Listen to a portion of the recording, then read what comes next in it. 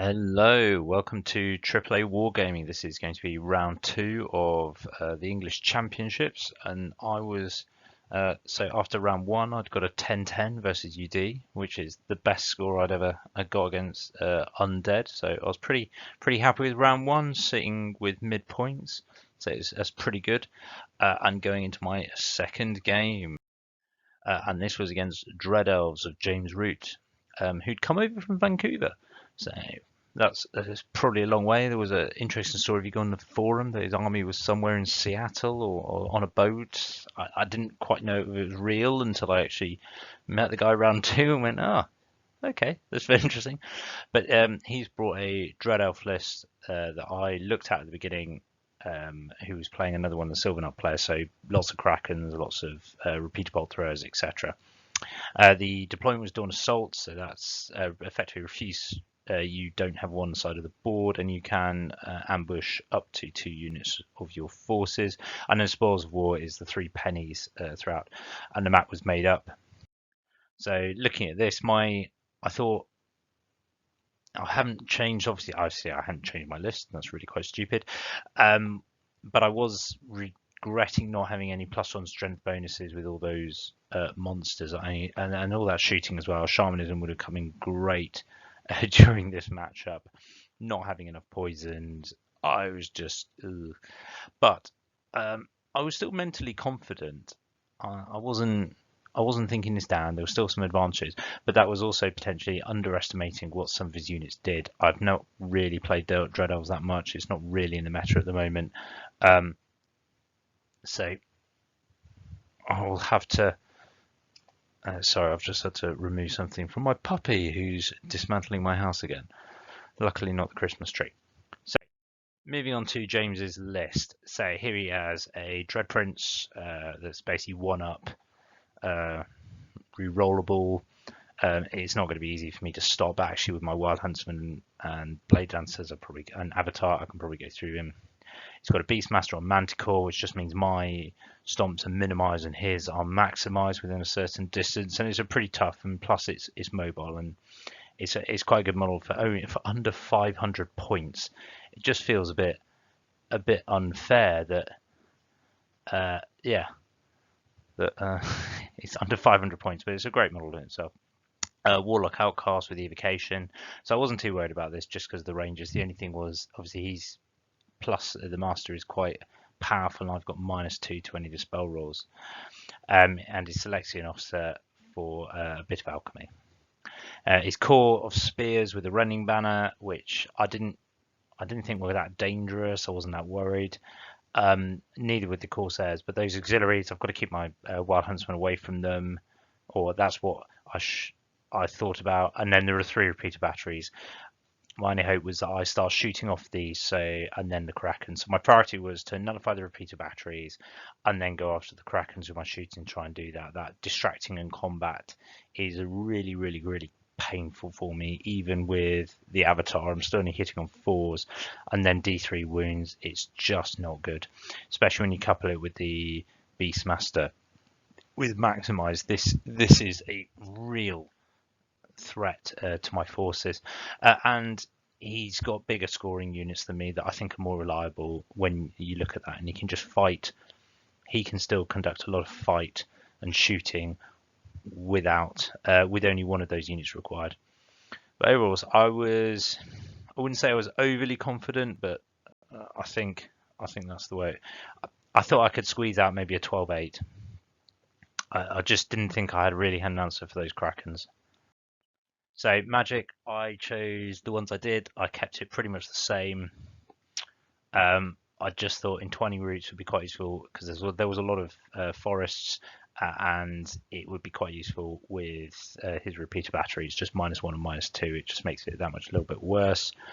And then I went Master of it. I didn't go with Break the Spirit, which is probably a mistake. I should have gone with Break the Spirit. It's quite useful against some of his armies. It nullifies some of his strengths, which is +1 to hit with lightning reflexes. So this is something where I should have had a little more at. I've realised that's wrong because that's still the Undying one. I can't remember what he took, but it wasn't great. It probably was very similar to that. I do remember Spectral Blades went off. I think most of us have came off, so it probably is exactly that.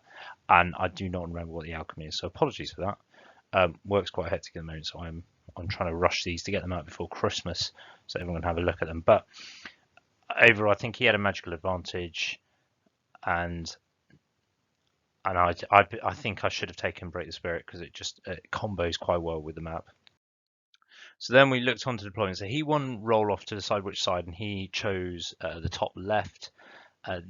This was he kept away from the impassable terrain, and then it forced me into the bottom right. What we did was start trading drops. So I was starting to drop my Heath Hunters and my Briar Maidens. It's a bit of consistency, and then I waited till he only had about 2 Krakens left and the Manticore, and I dropped everything else. I thought you can see here, so with my Wild Huntsman on the left, I thought they could swing around, use the cover of the hill, and potentially threaten, because his auxiliaries are already down, threaten them and keep them away from the objective and charge in. I've got the Heath Hunters here because I had to place them before, and then the Dryads here, I put them in horde formation just because maximum attacks I thought coming at me threaten his big block of spearmen here, and I could always move them into the cover of the field here. I placed my forest here because I thought it's an easy way for the blade dancers, if necessary, to bounce into there and then bounce into the next one for a bit of cover and to make sure they're secure. And I've spoken about these two. I kept the Dryads small here so they could challenge for the small objective on that side, and then the other Dryads on this side with the Avatar and the Sentinels covering them for any likely Krakens that are going to come around the corner. I quite wanted to keep my shooting central because I thought he'd put his reported bolt throwers, which he did do in the end, all along here, just because they're short and range. It just means I can have an impact on them. I was quite happy with them putting them in the forest. I did tell him about entwining roots, but it helps overall, but it does mean that my magic, I've got a good spell that can go off. The only problem is I've got no Master of Earth around there, so I've got to get within 18 with my Briar Maidens, which I probably don't want to do. He's got his auxiliaries on the left, 2 Krakens here with a Manticore behind, one of his bolt throwers, his spears with all his characters in, his 2 more bolt throwers, his raiding party with his general there. It's a dire wolf because the model wasn't brought up, and another Kraken on the right, so it could swing around here. So after deployment, I think the bits that I got wrong were dropping the Dryads there with no real support from... No, I still think it was okay. It was... This point, I still think it was okay. Yeah, I'm still happy with the deployment. There was nothing significantly wrong as far as I can see at the moment. So this is... Sorry, apologies. It was really quick, this game. I was rushing about it, but I moved up partially with my Dryads into the center, but critically, this is the good bit. I managed to shoot off the right-hand bolt thrower there, and I put entwining roots on the left-hand one in the center there. So I was pretty happy. I thought, yep, this is a good start to the game. It's going well. The shooting's doing what I wanted to.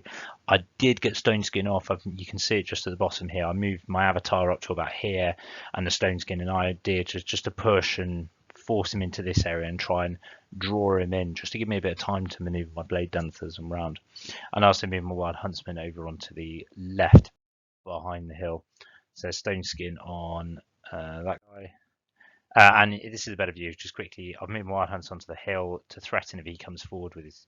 The Dryads have moved up into the center. I've moved these guys back just because I don't need to be in range to shoot at anything. Far out range them in pretty much everything, and I could shoot at the bolt thrower from here, and then move my blade dancers up in order to form a battle line there. And the dragon has moved across to the right to support this center and just being 12 inches of that.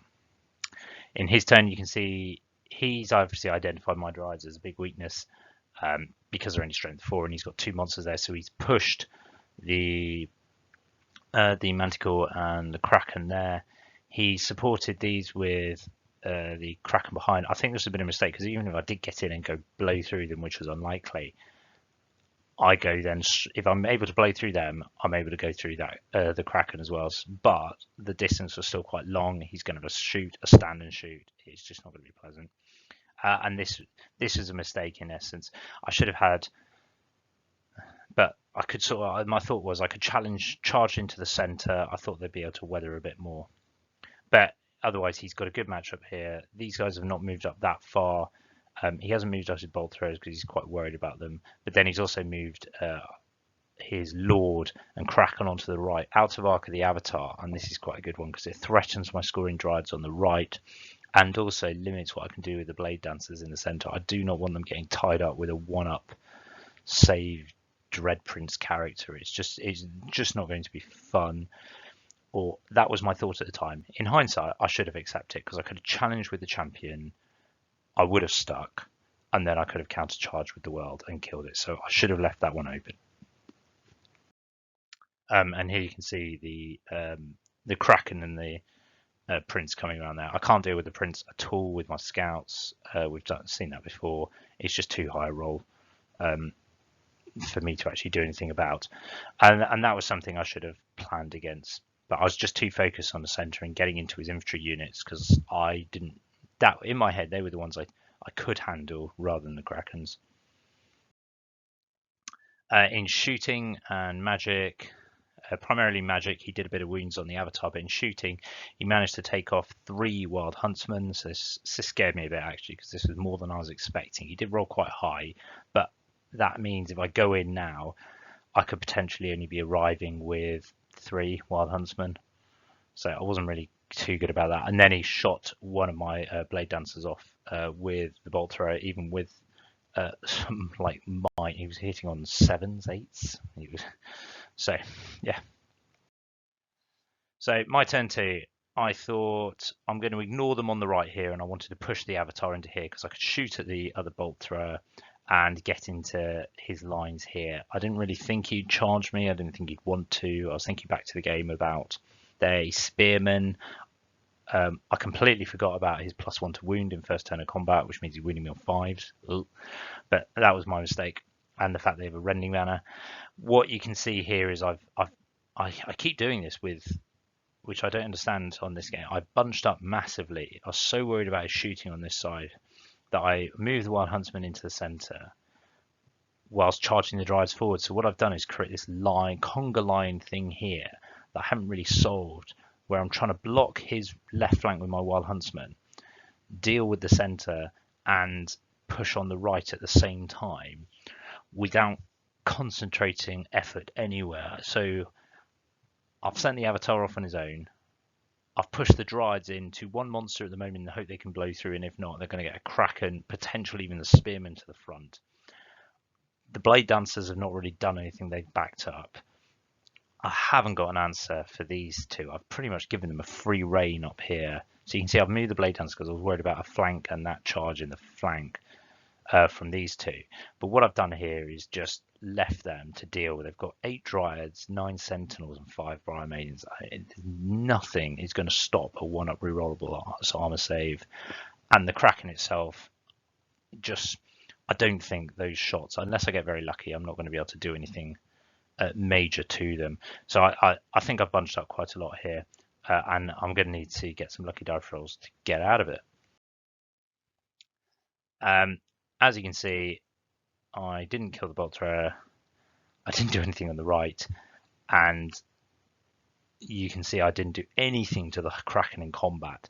He countercharges with the Manticore, so now I've got 2 monsters which are going to be maximized stomps, and I've got a flank charge. But at this point I was like, okay, that's still good what I want. It means he can't magic and shoot me as much. I've got 5 wounds. Yeah, pretty happy. He's not pushing up. He can't shoot at me on the left. I'm not overly problematic. What he did do was get Spectral Blades off here, and I completely forgot about my Binding Scroll. This was probably my biggest error of the game, minus trying to bunch up. But this was it, not thinking. So what I didn't do was I didn't plan, which I normally try to with Binding Scrolls, how I want to use them.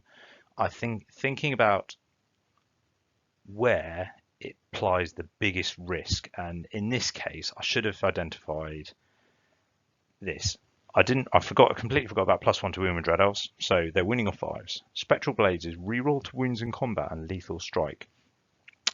So he re-rolls wounds on a 5, and he's got so many attacks. He's got fighting extra rank. There's elves. They're hitting on 3s, and then he gets lethal strike. So anything that goes straight through to ward. And then he's got the flank. So I don't think he's going to break me, but this, and with the rending mana, so spear, rending mana, lethal strike. It's just good. It's just not a good combination. This is where I should have used it, and I didn't. I thought 5 wounds, and in my head, re-rolling 6s. Yeah, great. So shame on me. What happens is he also managed to use his bolt throwers, and they only put a wound on the dragon. I was pretty happy with 16 shots because there was no real cover at the time. Yeah, pretty happy with that. And then this happens. He kills my avatar. James was using some dice which had trumps on for 6s. I hate Donald Trump now. Officially, I don't care whatever else he does. I hate Donald Trump purely because of the number of times he showed up on these dice. It was incredible. He killed me with lethal strikes. Didn't even get through to the other wounds. And the avatar went down in one go. So that pretty much, my right flank in an advanced rate was going to collapse. I mean, my 8 Dryads further around were not in a good position. All I had were the Blade Dancers following up. We then had this here on the left with the Dryads. I was like, yeah, cool. No, we're good. We're in position. We're still going to hold. We're still steadfast. But I'm going to break next turn probably. So at least in the center there was that, but the problem was I couldn't charge with the Blade Dancers themselves, and obviously reformed. So I was like, okay, I need to push a little bit here in order to get an advantage. I made sure the Dryads were about to take a charge from there, and hopefully they could survive. I moved the Centaurs up so they could try and the Briars, so they were out of arc of his Lord, but they could still plink off some wounds of the Kraken. That was the big idea, because if I can get enough wounds off it, there's potential for the Dryads to do it. I charged the Blade Dancers into the Corsairs raiding party here and made sure that my dragon was behind, and I was going to start a buff. These are going to be my priority. Dryads are going to die. I just wanted to buff these guys and just make sure they were in position to do that. As you can see from last turn, I managed to get a couple of more Wild Huntsmen back, and I'd kept the Dryads back here because I wasn't really sure what to do, and this was a terrible, terrible mistake. Apologies, spoiler alert, but look, you've got the Dryads here. They're going to run from combat unless they get killed, so I really want them to get killed. They run, they overrun, they then have an easy charge here, and then into my Wild Huntsman. And this is just something you've got to look at sometimes, map out how this is going to work. Because if I move them over that way, then the charge would have gone this way and it would have been less doable onto this. And I could have counter-charged. Because this is what I was thinking. These guys are going to die. I'm going to counter-charge. Ironically, it's the trees themselves that I think made me forget about the Dryads in the first place. So I need to look around my own trees to make sure I can actually see all my models. In Magic, I get Stone Skin and Forest Embrace up on these. So critically, they're stubborn and they're going to be high toughness. So that just allows me to choose +1 attack. So I should go through these really quite easily, and I get the wound back off the dragon. Right. In combat, I choose +1 attack. I absolutely hit it. I got 14 wounds through, and I was like, okay, he's saving on 6s. That should kill most of the unit. They shouldn't be steadfast after this. Out of 14 dice, he makes 6-up saves. I was like, I really hate Donald Trump now. And they held because they've got a rank and I'm light troops. Or they didn't. Yeah. Oh, are they light troops? No, they're Corsairs, so they're not light troops. So yeah, they stick. And yeah. So now on the plus side, they can't be charged by the spearmen. There isn't enough room, so that is a plus side. They can't charge the dragon either, but I do now have a significant problem. I also pushed the hunters up. I managed to kill a as you can see here, I managed to kill this bolt thrower as well, which is quite good. But on the other side, my Dryads are down to 4, they're no longer steadfast, and they run. And as you can see what happens, they run a bit closer. That distance is quite far. They're not going to get in. I've got a good chance of countercharging actually, because I've got extra inches or moving around or anything like that. I mean, it's just a better position.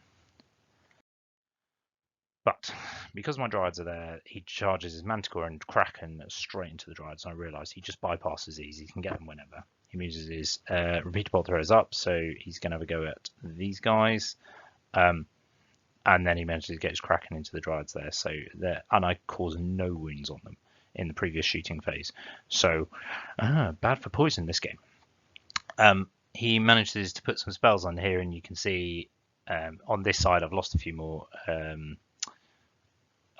Blade Dancers. I went for 3+ Aegis just to keep as many of them alive as possible, and I couldn't roll any 3+s. So so yeah, they did quite spectacularly actually. And yeah, so what happens on there? So they go down to 3. He manages to kill these with the bolt thrower. Just goes off completely. All 8 shots hit, killed. He manages to get these guys off as well. I just can't save any of them, so that's both my Heat Hunters off. So not a good way for chaff or any of my shooting. And as you can see, he's picked up the objective. I've definitely lost the objective now. This is about damage limitation going into turn 4. And you can see he's killed the Dryads there. He's reformed his Kraken to look back into the center, and this is just to threaten my Blade Dancers who are there. So if I go into Spears, he's got 2 Krakens looking at them, not where I want to be, and with my Dragon at the center, so it kind of limits. He kills these Dryads as well, so that's all we're scoring off, and he runs off the board rather than lets my poison shooting sit there and shoot him for another turn, because the Dryads did actually really well and put him down by a couple of wounds. And then his Manticore rove around into the Huntsman, because as a res 5, it's probably better that he does that. In Magic, I regrow a couple of, I get Summer's Growth off, and I regrow a couple of these guys. But I put them back 2s just to keep them as far away from this as possible. I didn't want to extend sideways and get a flank charge from there. And I moved the Briar Maidens up so I can make sure I can kill off these, kill off the raiding party, because they ran last turn. But I didn't kill them. I just want to make sure I can get them down to 20. They're below 25%. I just need to make sure I can kill them, which I do in later turns. Unfortunately, I can't get the last bolt thrower, but I'm starting to plink off wounds on this Kraken as well with the Sentinels. So I think I may have got half points, but stupidly, I could have done this. I didn't move it. So in his turn, he's killed off my Huntsman and turned around. And then he's charged the Sentinels because I left it open. Why oh why? I do not know. I didn't get any wounds on the standard shoot, as you can see there, so they're straight in. And his Manticore's charged into the Dragon, which is a bit worrying as well. The Dragon is facing towards him, so that is in the front, not the flank. But you can see he's lining up in the hope that he can beat him and overrun into the Sentinels. So not looking good. This is looking a potential 20-0 at this point. And that's the last picture. What happens was the Dragon actually did wounds to the Manticore. Manticore does nothing, but he doesn't fail his leadership check. I won by 1. So I did 2 wounds. He charged, did nothing to the Dragon, and I did 2 wounds to him. He didn't run. Mind it was unlikely. What, leadership 8 or something like that. It was unlikely, but it would have been quite funny just to get some more points. I know here, looking at it, he does kill the Sentinels. I know looking at it here, there are more points in this. I can't remember how we worked it out, but that's what I got off Tawny Keeper. But overall, it was a pretty bad game for me. He played it far better. He saw my gaps, he went for them, and absolutely destroyed me. The 2 things I did wrong here, I spread around my advance. I didn't concentrate where the magic was, and when I pushed my avatar forward, if I had used my binding scroll, that could have been different, but it could have ended the same way. The number of 6s he rolled anyway, so it didn't matter.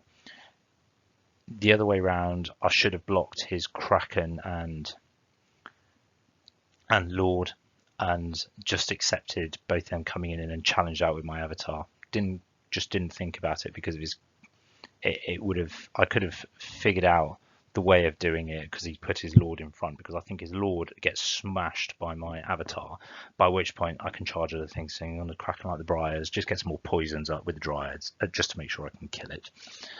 So there's that, and also I can support with magic. I threw away my Heath Hunters towards the end for some stuff that I really shouldn't have done.